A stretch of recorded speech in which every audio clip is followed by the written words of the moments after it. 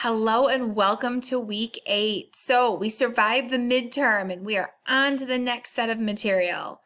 So you guys, a couple of really good things that I want to announce to you. First of all, this week, week 8, we are doing chapter 12, but chapter 12 is going to span week 8 into week 9. So that means we're going to do the first half this week in class and then spring break. Take a good hearty vacation, relax, and then we'll pick right back up in week 9. So this PowerPoint right here is big. There's a lot of information in it, but we're going to use it twice. So we're only going to cover, like I said, the first half in class. So you don't have to worry about this huge bulky presentation just yet. So it'll be a little bit lower key for this week since we have spring break next week. But then come week 9, we're picking back up in full force. All right, let's go back to our modules and go through what else we have going on for this week. Okay, so we went over the reading assignment. Now, the case study and the discussion board actually go hand in hand this week. We'll talk about the case study first. So this week's case study, again, due Saturday night, is about somebody who is going into circulatory shock. So there's 4 really good, solid questions that I want you guys to address. So I've gotten a couple of questions and I've noticed a couple of trends. I spend a lot of time in your case studies highlighting, making notes, telling you things in your case studies, elaborate this detail. This was good detail here. This could have used a little bit more clarification. Now, it's not so much that you can go back and change the assignments that have already been submitted, but the reason I'm doing all of this markup is so you guys can read my comments and apply those comments to your future case studies. Because I'm getting a lot of you who are doing the same things over and over again every week, which, if they're good things and detailed things, that's great. But some of the same lack of detail is appearing week after week, and then I'm having a lot of emails where students are wondering, why am I getting marked down? Really take a moment to reflect on those comments and notice the areas that I want elaborated on.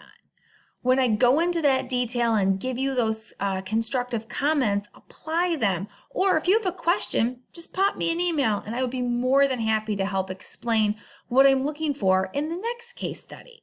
All right. So if we take the same trend of circulatory shock, let's go into this week's discussion board. All right, this week's discussion board is, again, about shock. So we are talking about cardiovascular unit is what I mentioned up here. And then what I would like you guys to do is kind of create a story.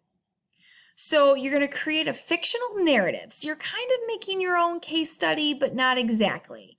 You're going to tell a story about a patient. Something happens to your patient. It could be a car accident, could be a fire, could be, I don't know, a gunshot wound, anything you want.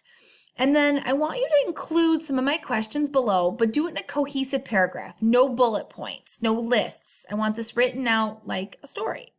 So tell me what happened to the patient.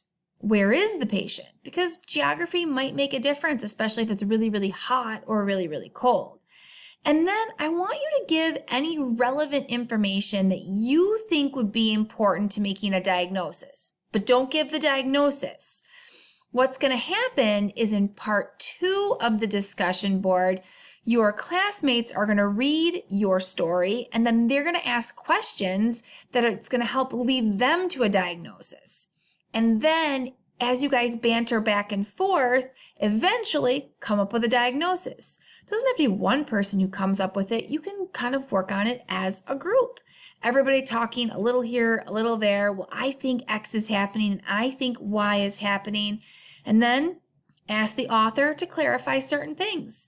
So you're really going to build a very robust case study of sorts. So standard deadlines, as always, Wednesday for initial post and Saturday for final replies. And remember, this is not about counting posts. I'm concerned about the science and the discussion. A discussion board is not for blind one-way posting. Talk back and forth and work together to come up with these unique stories. All right, and then if I go back to the module, I want you guys to notice one exciting thing, Module 8. Well, I'll talk about the disease research assignment in class and I'll post another video, so don't worry about that right now. Do you notice the quiz for this week? I'll take a minute. I'll wait. Pause me. Look for it. It's not there. There's no quiz this week.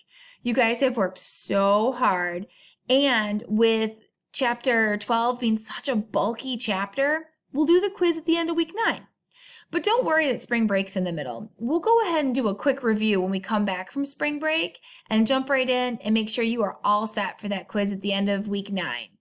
So that's all I got for you guys. What I'm also going to do is I'm going to go back up. If you follow my mouse, I'm going to talk about the student presentation. I introduced it last week in class, and a little bit via discussion, or not discussion board, but Canvas rather. I'm going to post a video about all of the ins and the outs of what I'm hoping and what I'm expecting. That will be a separate video from this one. But look for that one tonight. And then this down here where we're talking about the disease research assignment, this is a separate assignment. I will be posting a video about that, but I'm not going to do them all in one day just because I don't want it to get confusing and overlapping. You'll get this one either Monday or Tuesday. All right, have a good one, guys, and send me all your questions. See you later.